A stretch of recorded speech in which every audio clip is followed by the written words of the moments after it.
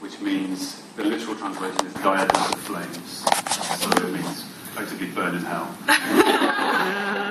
And the second one, and this is definitely between us. When I'm in the cells, I say "Ich kak wie ein Gehognul," which was an invented thing, which kind of meant I pour excrement on the head of your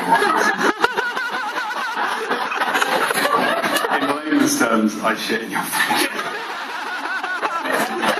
So that's why they do subtitles. But that's just between us. Promise. You do say cack though. Cack is sort of like Cack. I would have gotten it somehow. So I want to give a question to both of you here.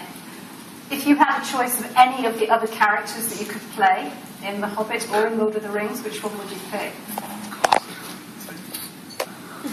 Well,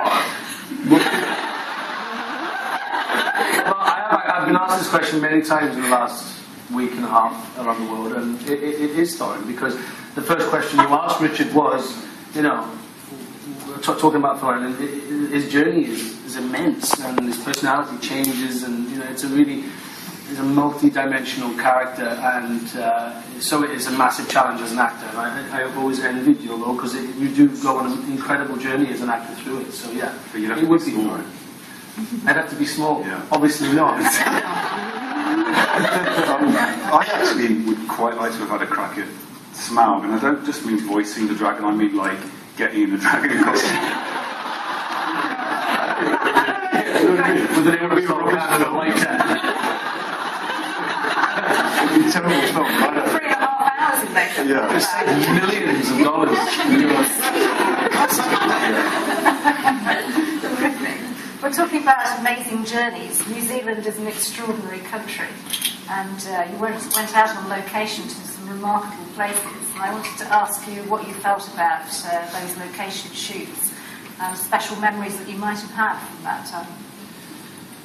Well, I mean, I did go to lots of lovely locations, and most of mine were done by the river, the Pelorus River, which is the first time you meet Bard, and that was amazing. I mean, they're all amazing.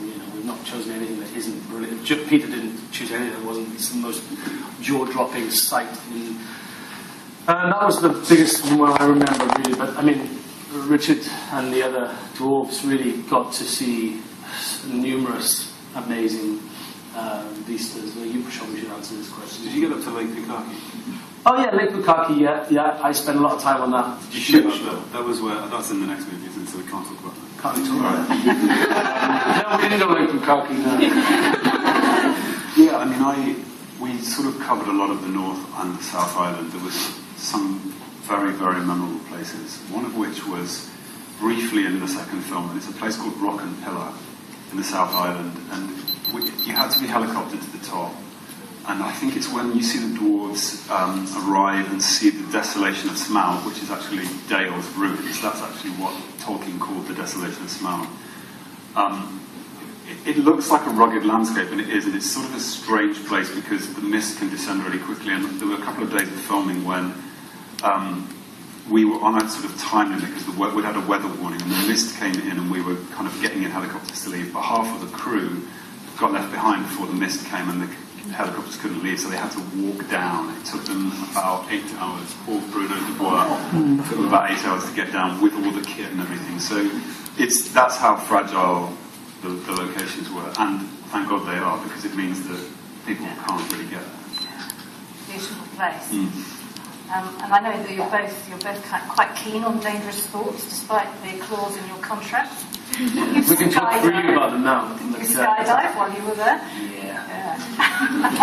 Me and Killing. Yeah. It was, and Ken Scott's wife as well. We went up in a plane in Abel Tasman, which is the north of the South Island, in a beautiful natural nature reserve.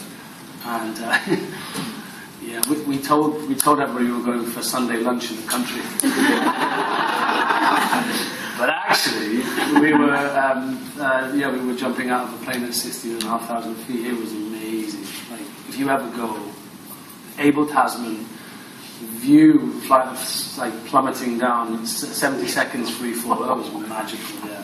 I think you texted me about 4 times on that day, and I just didn't respond. Yeah, he did. No way, I am going skydiving. Yeah, he wasn't in none of it. It was great. And all the Nesbitts, the whole Nesbitt family, which included my 2 daughters, who are Jimmy Nesbitt's real daughters, they all jumped out of the same plane. And you could just see them one by one. It was like, wow. The entire family wiped out. They have no fear whatsoever. Nothing bad happened to either of you. We have to wrap up. It's been an incredibly short half hour, but we want to sign some books. Thank you very much.